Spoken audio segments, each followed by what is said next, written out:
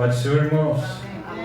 Amém? Amém, Amém mesmo? Amém. Abra sua Bíblia em 1 Pedro, capítulo 1, verso 1 e verso 2. Pode ser sentado, eu vou tomar um lugar aqui também.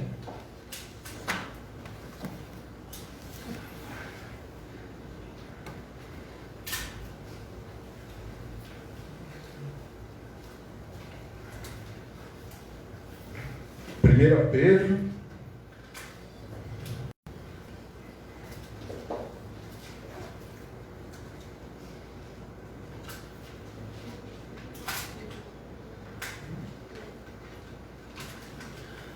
capítulo 1, verso 1. Obrigado.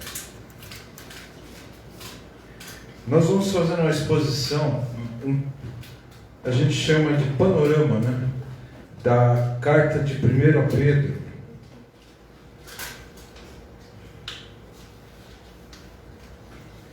Quero que vocês conheçam também o que nós chamamos de missiologia petrina, que é a missão do cristão com o panorama da carta de 1 Pedro.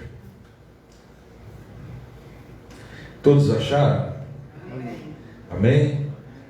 Antes de eu começar, eu queria pedir as orações dos irmãos, pela minha vida mesmo. Pela minha saúde, eu sei que os irmãos estão orando. Eu tomei uma decisão hoje, que ela é meio radical, só que eu vou pedir a confirmação de Deus para que isso ocorra. E eu preciso que os irmãos me ajudem em oração, porque eu decidi hoje voltar a fazer a capelania militar. Porque assim, irmãos, deixa eu explicar uma coisa para vocês. Se a minha radiografia da minha coluna está ruim, imagina no coração desses homens.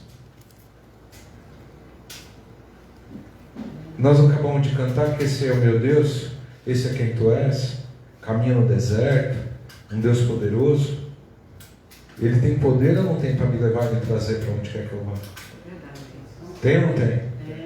Então, a minha radiografia da minha coluna, o que está se passando, não é nada perto do coração dessas pessoas. Jesus, ontem nós estávamos conversando em casa, o pastor Sérgio foi lá fazer uma visita para mim, e nós conversando, eu falei assim, o problema não é você ser crente há muitos anos, é quando você entende o seu chamado. E quando você entende o seu chamado, você não consegue voltar atrás. Me dói todos os dias saber que eu não posso ir lá. Então, irmãos, que seja a vontade de Deus que eu consiga ir até lá. Que seja a vontade de Deus, não a minha eu quero ir, mas que seja a vontade dele. E isso, na vida de vocês também, façam da mesma forma. Peçam a orientação de Deus. Todos aqui têm um chamado, todos.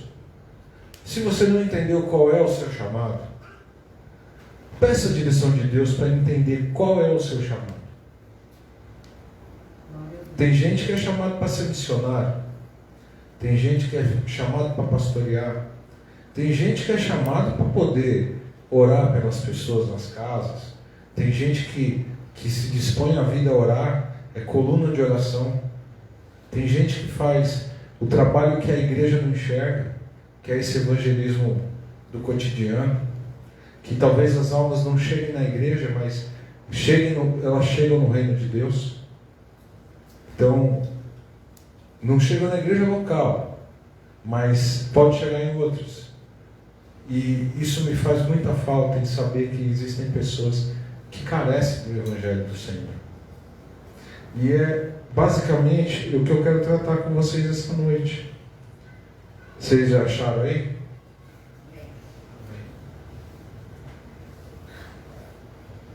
A minha versão diz assim: Pedro, apóstolo de Jesus Cristo, aos eleitos que são forasteiros da dispersão, no Ponto, Galácia, Capadócia, Ásia, Bitínia, eleitos segundo a presciência de Deus, Deus Pai, em santificação do Espírito, para obediência e aspersão no sangue de Jesus Cristo, graça e paz vos sejam dadas. Amém? O que eu queria que você entendesse é essa carta de 1 Pedro, em primeiro lugar, ela faz parte de um conjunto de cartas que nós chamamos de epístolas gerais ou epístolas universais, porque ela tem um direcionamento, mas ela serve para toda a comunidade cristã. Então nós temos que saber que essa carta ela foi escrita para alguém, tá? Para quem que ela foi escrita? Vamos ver aqui. Para quem? Para aqueles que estão dispersos no Ponto, Galácia, Capadócia, Ásia e Bitínia. Tem endereço? Tem. Mas serviu só para eles? Não, serve para toda a comunidade. Porque aqui nós estamos tratando de assuntos gerais à nossa fé. Essa carta foi escrita num momento de dificuldade da igreja. Momento de perseguição. Por que está dizendo aqui dispensão? Porque vamos ali primeiro a Jerusalém, depois de Atos capítulo 2, quando a igreja foi fundada. Chegamos a um ponto que a igreja começou a ser perseguida. E a igreja começou a se espalhar. As pessoas, os crentes começaram a se espalhar por toda a Ásia, por toda aquela região. Então essa palavra dispensão são pessoas que foram dispersas. Só que essas pessoas que conheceram a Cristo, elas não ficaram felizes apenas em fugir, dizendo, eu estou salvo, vou para o céu, vou meditar na palavra do Senhor, vou orar com a minha família, vou cultuar com a minha família e ponto final. Não, por onde eles andavam, eles pregavam, por onde eles passavam, eles semeavam a palavra do reino. E a perseguição que estava em Jerusalém, ela começou a correr por toda a Ásia. Todos os cristãos estavam sendo perseguidos. Essa carta foi escrita num momento difícil. Essa carta ela foi escrita e tem algumas coisas que estão escritas nessa carta que demonstram isso. Por exemplo, nós vemos aqui, primeiro, que essa carta foi escrita para pessoas que estavam passando múltiplas provas. Capítulo 1, verso 6. É fácil acusá-los falsamente como malfeitores. Capítulo 3, verso 16, porque os cristãos estavam sendo acusados falsamente. Estão suportando uma prova de fogo. Capítulo 4, verso 12, porque estavam num momento difícil, e a grande maioria dessas pessoas eram novos convertidos. Quando sofrem, tem que encomendar-se a Deus. Capítulo 4, verso 19. As pessoas, quando estavam sofrendo, elas não tinham a quem pedir. Elas se entregavam totalmente ao Senhor por essa obra. E é possível que tenham que sofrer por causa da justiça. Capítulo 3, verso 14. Você quer viver uma vida correta? Perante esse mundo não está diferente disso. Você é o errado. Meus irmãos, nós passamos por um momento aqui, semana passada, que nós tivemos eleição. É um costume local aqui o povo ir para a praça encher o caneco, comemorando, não é? Eu pergunto para vocês, se você fala que você não vai, você está dizendo que você é contra, que você não está a favor, que você não gosta dessas coisas, você critica, você nem abre a boca para falar, você só fala assim, eu não quero ir. Estou dizendo num contexto pequeno, mas imagina num contexto onde você tem que entregar a sua vida para glorificar o Senhor, para pregar a palavra. Imagina um contexto desse. Então, participando das aflições que a Irmandade Cristã é chamada a padecer em todo mundo, capítulo 5, verso 9. Então quer dizer, a perseguição ela não fica num lugar só, ela fica para o mundo todo. O mundo todo. Então quer dizer, existe gente, você lembra que eu falei semana passada? Nós estamos louvando ao Senhor aqui, tem gente louvando no Iraque, tem gente louvando na China, tem gente louvando na Bolívia, tem gente louvando na África, eu falei isso aqui. Da mesma forma também tem gente sendo perseguida em todos esses lugares, inclusive aqui no Brasil. Pastor, mas aqui nós somos um país laico. Sim, no nome. Só no nome. Temos liberdade de expressão? Temos. Mas vai pregar o Evangelho hoje em dia de verdade, para ver se não vem um advogado aqui na porta ou um oficial de justiça te entregar uma petição. Vai pregar sobre pecado hoje. Vai confrontar o pecador hoje que necessita de Deus para ver o que acontece com você. Vai se dispor a mostrar a verdade do Evangelho para essas pessoas que vivem numa bolha. Meus irmãos, nossa ministra da cidadania, ela contou um testemunho do que aconteceu na vida dela por ela ter sido abusada, a forma que ela encontrou a Cristo. Na boca desse povo ela virou piada. Então para eles, nós como cristãos, nós podemos ser piada, mas se nós refutarmos essa ideia, nós somos intolerantes. Então é por isso que eu digo para você, está fácil pregar o Evangelho hoje? Tá. E hoje ainda está. Só que muitos não querem mais isso. Porque, como eu já expliquei para vocês, o Evangelho ele gera renúncia. Renúncia não é só você ter usos e costumes, não. Renúncia é você renunciar às benesses desse mundo. Sabe, irmãos, às vezes nós deixamos de ter privilégios e cortar o caminho para facilitar a vida por causa de ter que ter o temor ao Senhor. Sabe? Muitas vezes as pessoas falaram assim, mas pastor, vai lá que tal pessoa resolve para o senhor. E depois? Será que Deus, o mesmo Deus que nós falamos que está aqui, não está olhando eu fazer esse encurtamento de caminho? Que nessa época pessoas não se dobraram e pagaram com a vida? E como pano de fundo dessa carta aqui,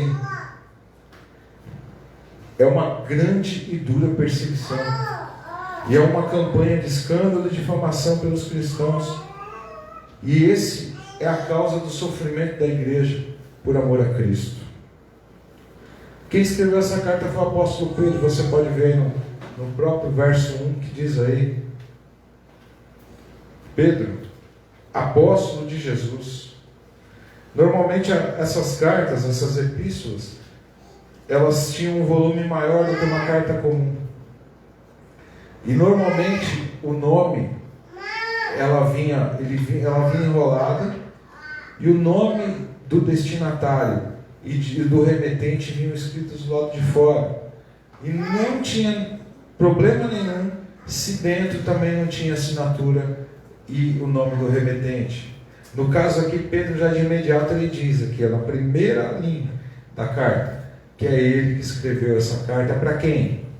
Para aqueles que estão dispersos. Então nós vemos aqui que durante todo o início da igreja, os pais da igreja não tiveram problema nenhum de autenticar a autoria petrina. O apóstolo Pedro que escreveu essa carta, e durante todo o período, nós chamamos o período da patrística, que são os pais da igreja, que são o primeiro, o segundo e o terceiro século. Nós temos várias pessoas que testemunharam.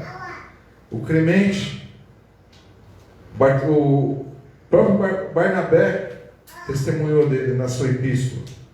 São escritos que não são canônicos, mas eram comuns à época. Pápias, que era bispo de Herápolis, também faz uma citação. Policarpo também faz uma citação. Irineu, Orígenes.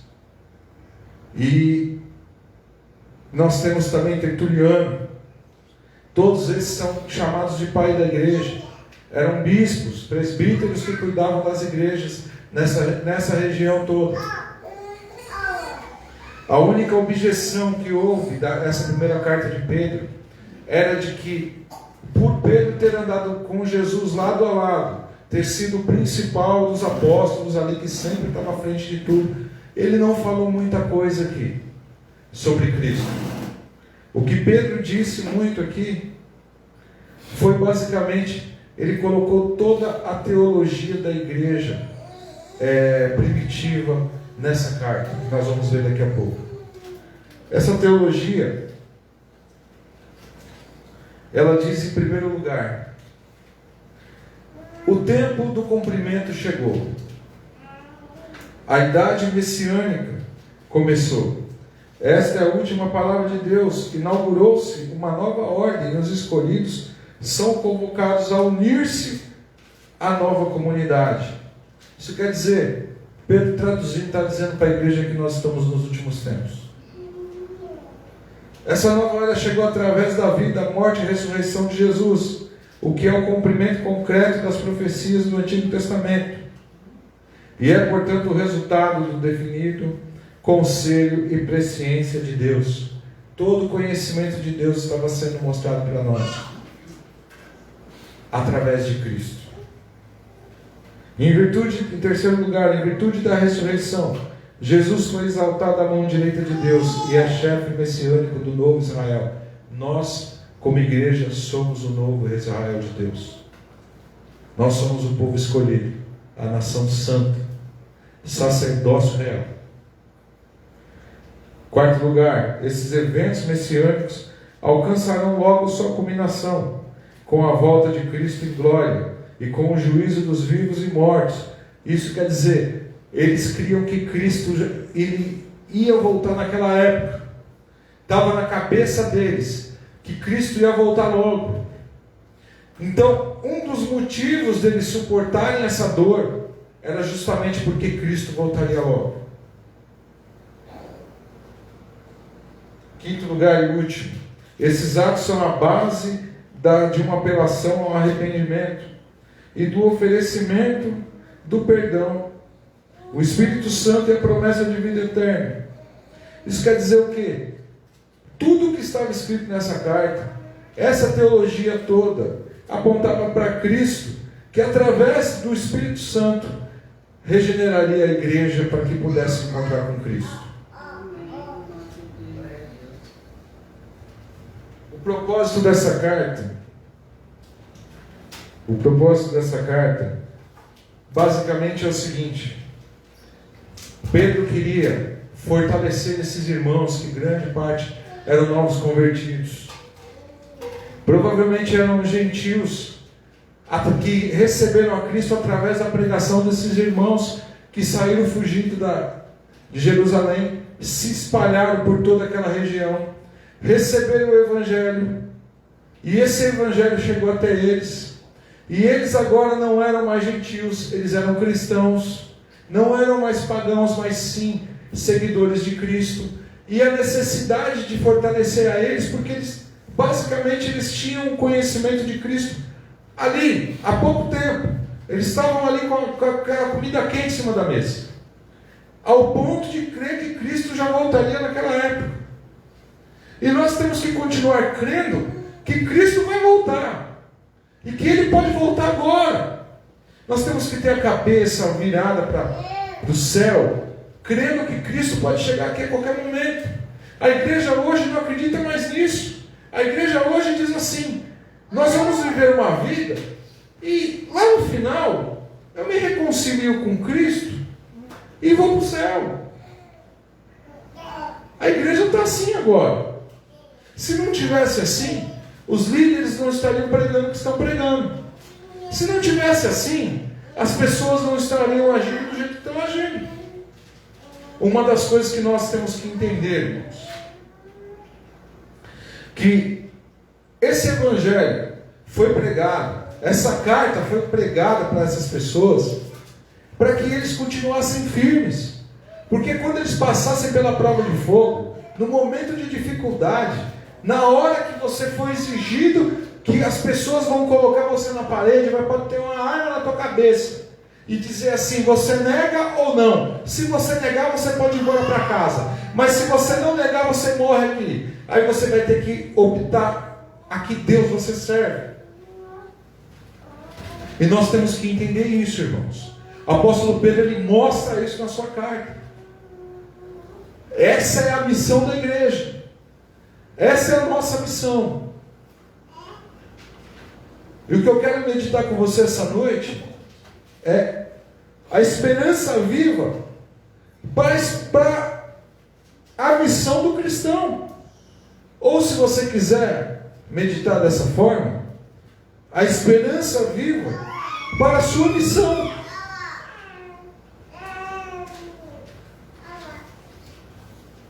Sabe, meus queridos,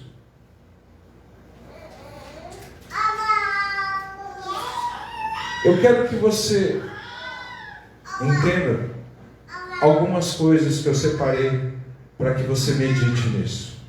Primeiro, nós temos que ir primeiro no texto. O texto está dizendo que nós somos eleitos.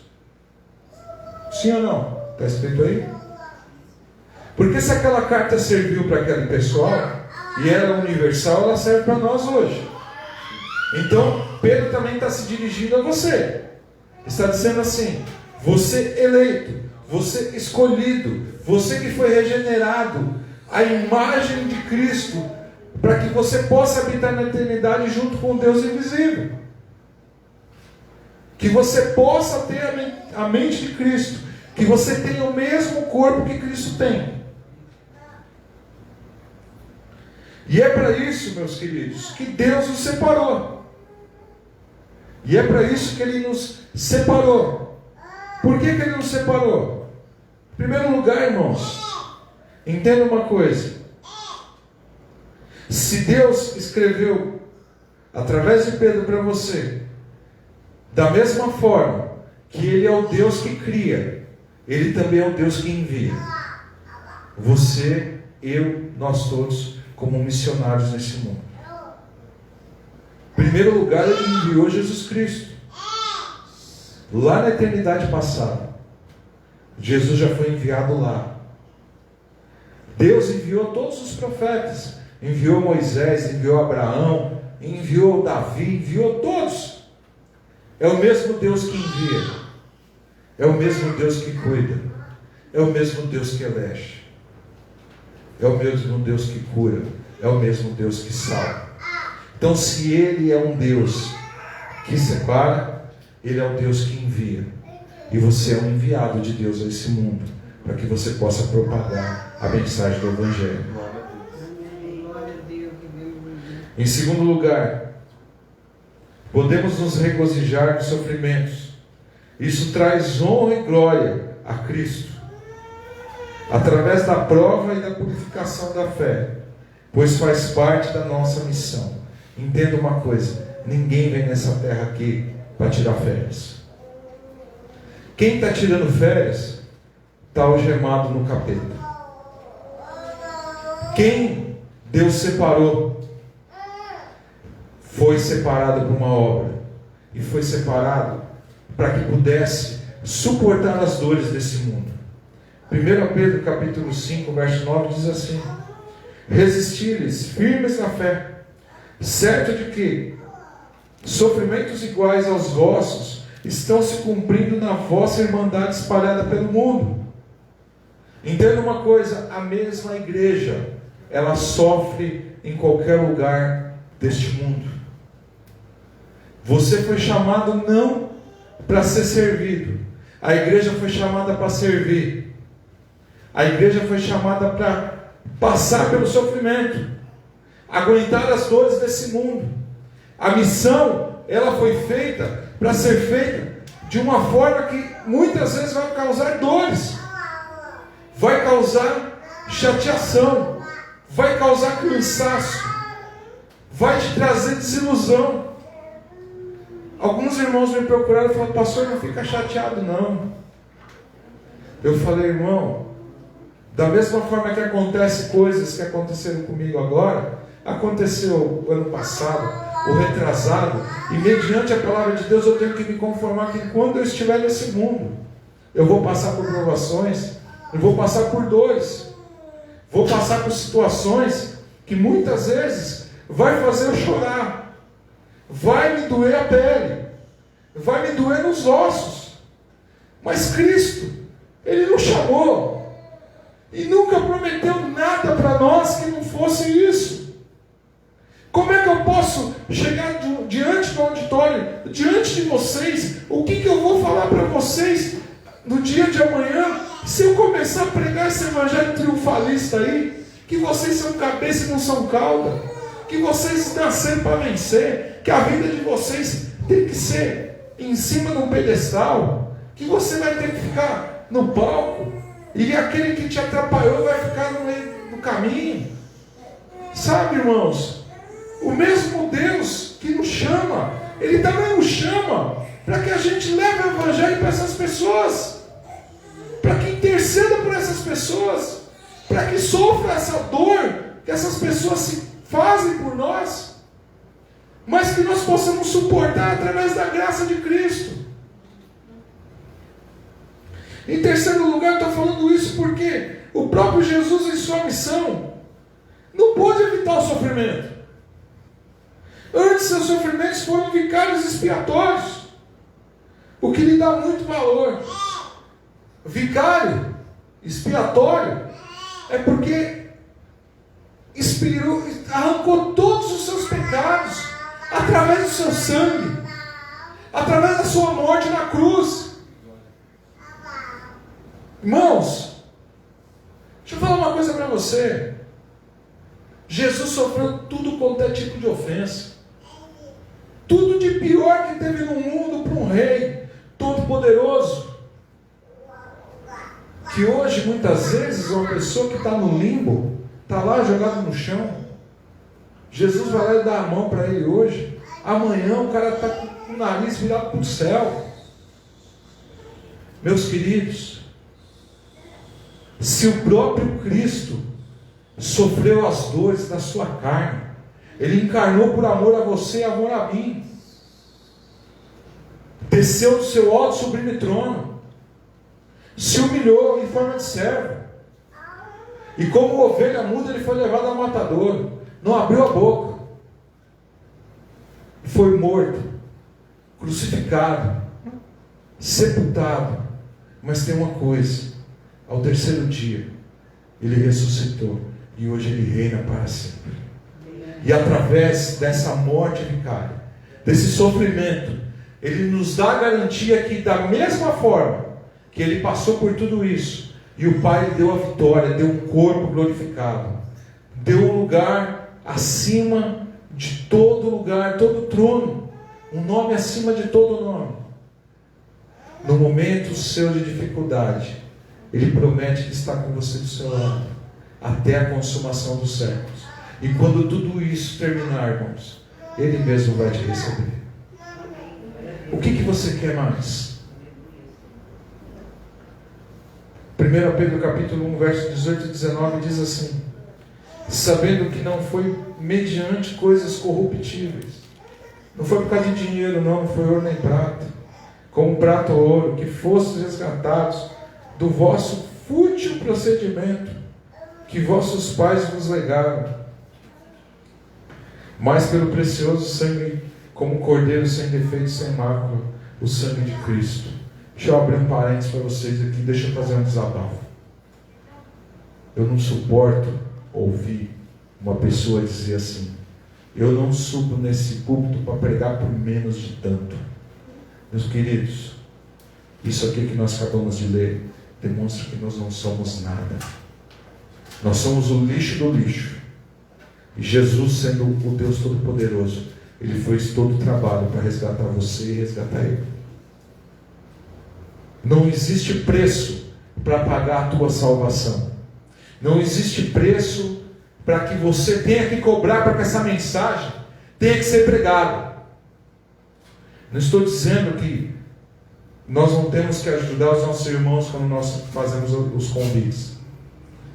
Ofertar, porque a pessoa muitas vezes vem de longe, Mas também para mim nunca foi problema quando me convidaram e não tinham para me dar, e eu acho que eu nunca recebi oferta, não. Acho que uma vez. Mas assim, isso não é problema. Porque a mensagem do Evangelho tem que ser pregada. Se eles deram a vida, se Cristo deu a vida para pregar essa mensagem, por que eu tenho que cobrar? Por que eu tenho que ser diferente dele? Se eu digo que eu sou discípulo dele, se eu quero segui-lo, por quê? Vocês já fizeram essa pergunta para vocês? Por que eu tenho que ser diferente? Cristo nunca nos prometeu nada. Pelo contrário, Ele sempre que ofertou para as pessoas, alimentou aqueles que estavam famintos, cuidou daqueles que eram órfãos, das viúvas. Cristo mesmo saciou tudo aquilo que nós precisamos.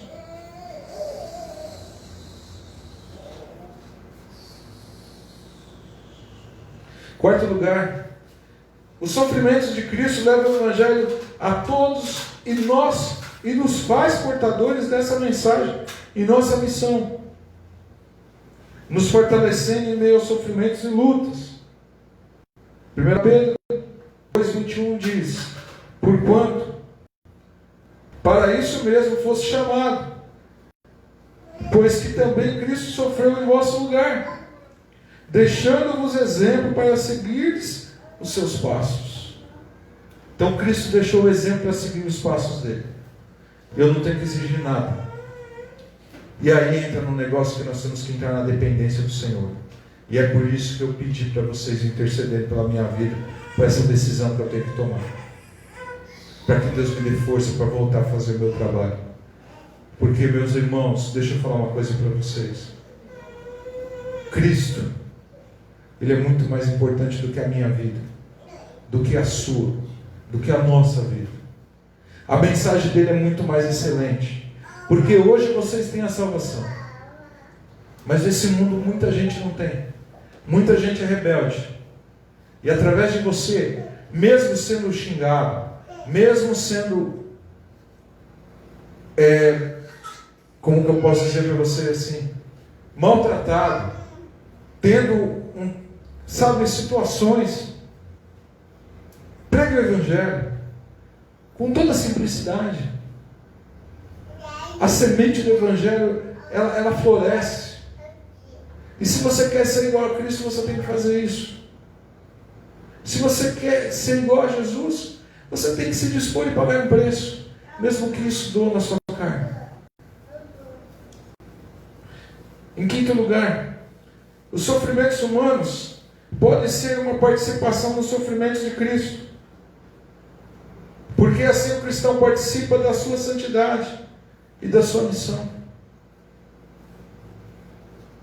1 Pedro capítulo 4, verso 14 diz: se pelo nome de Cristo sois injuriados, bem-aventurados sois, porque sobre vós repousa o Espírito de glória e de Deus. Os sofrimentos que você vai passar nesse mundo pregando o Evangelho de Cristo, estou dizendo que não é fácil.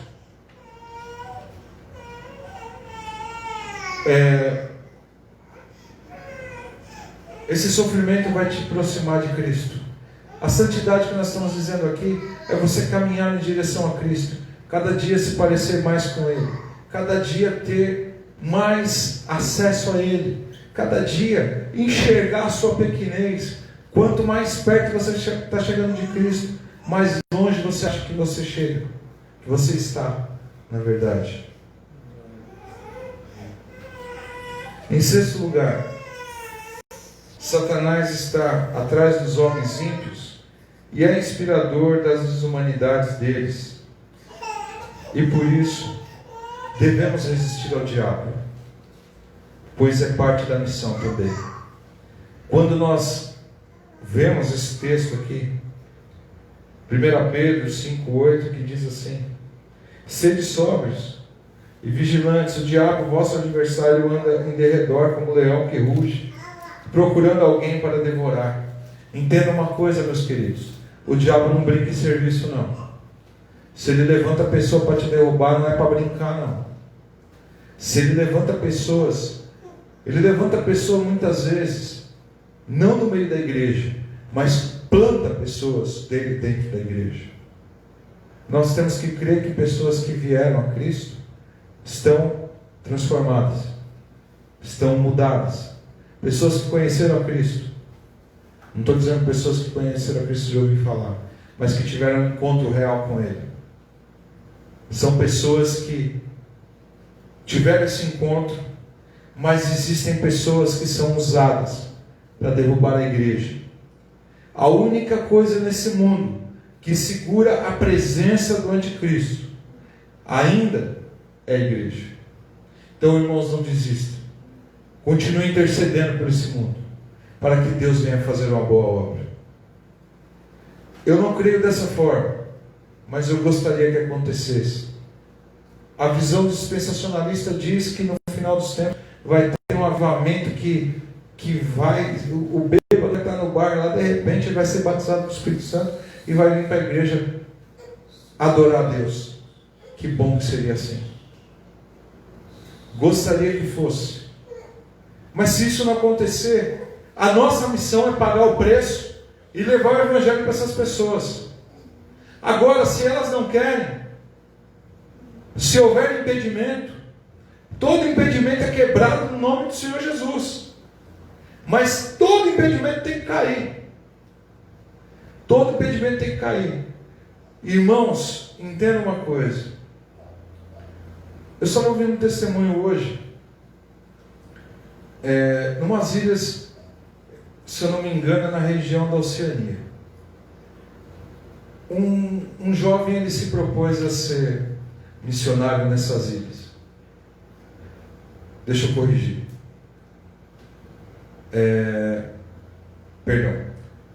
Se propôs a vir para o Brasil, na região amazônica, e evangelizar um grupo de índios, um grupo de jovens dos Estados Unidos, que estavam no seminário.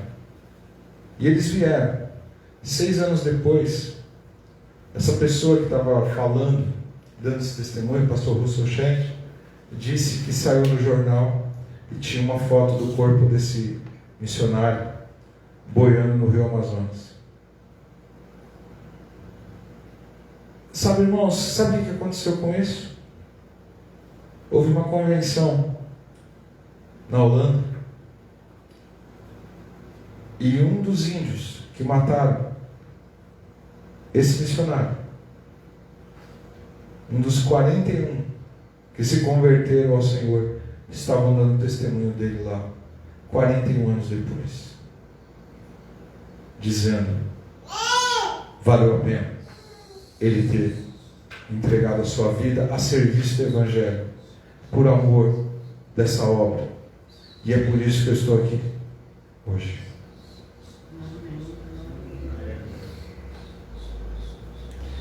Para encerrar, meus queridos, eu quero declarar para você essa noite que haverá fim para esse sofrimento, por tudo, para doença, para as dores, para perseguição, para morte, para tudo, haverá um fim para isso. O próprio nosso Senhor Jesus garante isso. O apóstolo Pedro, ele deixa claro aqui que o mesmo Deus que nos chama para a missão, que nos envia para a missão, Ele é o mesmo Deus que nos garante a vida eterna e nos receberá lá no dia da nossa vitória. 1 Pedro capítulo 1, verso 3 e 4 diz assim: bendito Deus e Pai de nosso Senhor Jesus Cristo, que segundo a muita misericórdia nos regenerou para uma viva esperança, mediante a ressurreição de Jesus Cristo dentre os mortos, para que uma herança incorruptível, sem mácula, imarcessível, reservada nos céus para todos vós. Amém? Posso ouvir um amém? Amém. Lembre-se, o apóstolo Pedro escreveu essa carta, e essa carta é uma lista universal. ela não serviu só para a igreja daquela época, ela serve para nós hoje. E se serve para nós hoje, irmãos, esse sofrimento um dia vai acabar. Nós estaremos com Cristo por toda a eternidade. A morte e o inferno serão jogados no lago de fogo. E nós estaremos trabalhando com o nosso Deus por toda a eternidade.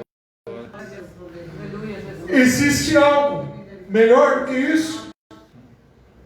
Não existe nada menos importante na nossa terra do que o nosso Deus, que enviou o seu Filho amado para salvar você e salvar a mim. Medita nisso, irmãos. A glória do Senhor está aqui.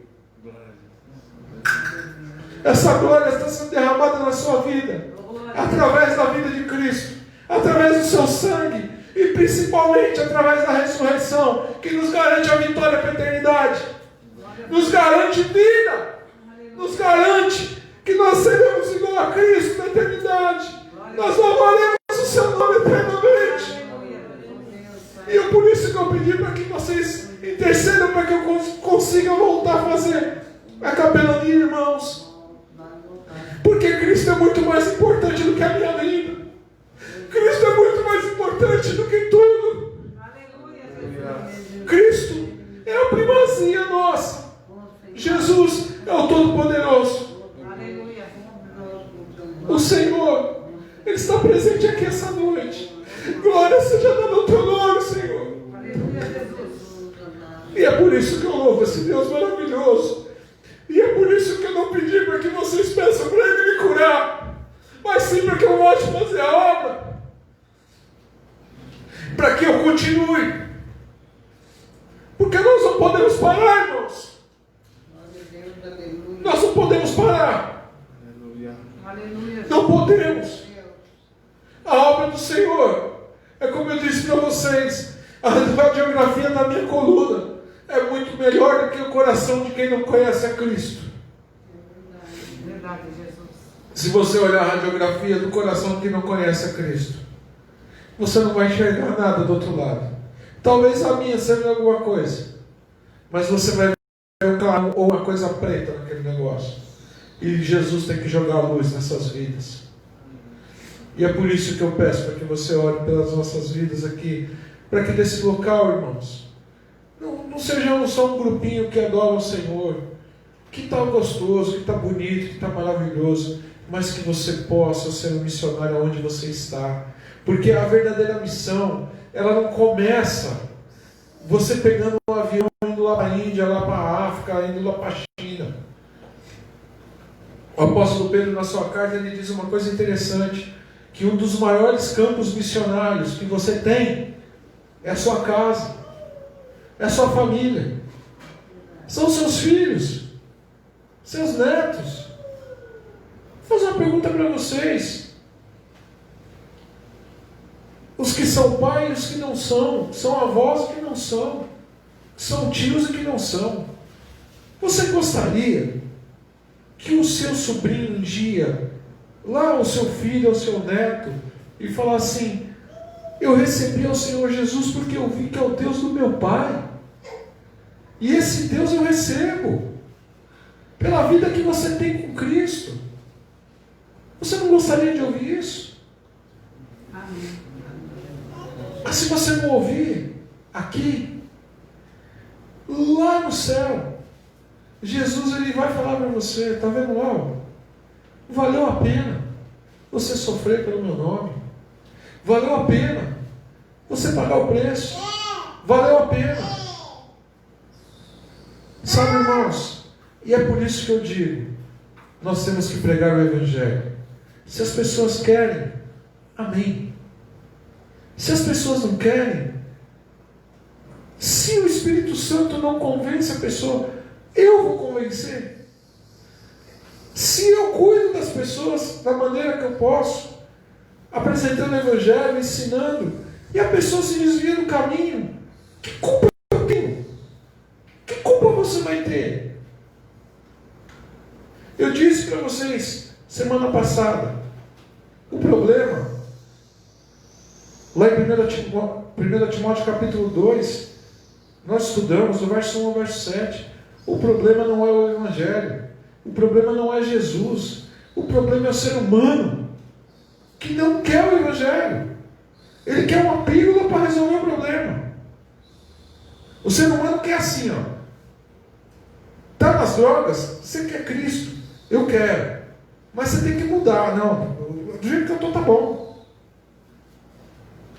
Mas eu sei que um dia Deus vai me libertar. A pessoa não diz assim, eu vou lutar para ser liberto e creio que Cristo vai me libertar.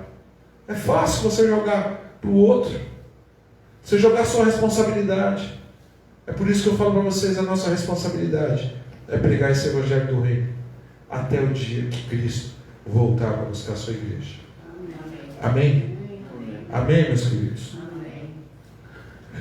Eu tenho que falar uma outra coisa para vocês. Eu nunca tive tão bem espiritual como eu estou hoje, na atualidade, mediante tudo que vocês estão vendo que eu estou passando. Mas Jesus, Ele é o meu tudo. E Ele está segurando na minha mão em todos os momentos de dificuldade. E eu sinto essa mão tocando em mim. E eu quero que essa mão sinta a sua mão também junto dela. E você sinta essa mão. Tá, irmãos? Eu estou muito bem espiritual. E quero que vocês também estejam firmes e fortes. Porque o nosso Deus Todo-Poderoso, Ele está aqui. E daqui Ele vai com você para onde quer que você vá. Porque Ele habita dentro de você. Glórias a Deus. Amém? Amém. Amém mesmo, meus queridos? Amém. Que Deus abençoe vocês. Que vocês tenham uma boa semana.